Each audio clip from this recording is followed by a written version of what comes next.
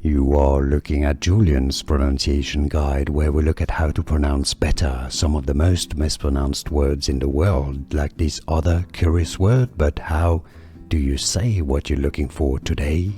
Let's learn once and for all how to pronounce this word correctly. If you want to learn more confusing vocabulary in English, make sure to stay tuned. I've got many more videos. I'll link to a few for you at the end of this one. 2 different ways of pronouncing it. The British English pronunciation first. Fraught. Alright, fraught. Now, in American English, it's rather pronounced as fraught. Alright, it's something that is filled with or likely to result in something undesirable. Fraught or fraught, or something causing or affected by anxiety or stress. Here are more videos on how to pronounce more confusing words and names too many mispronounced. Like this video if you found it useful. I appreciate your support. I'll see you soon and thanks for watching.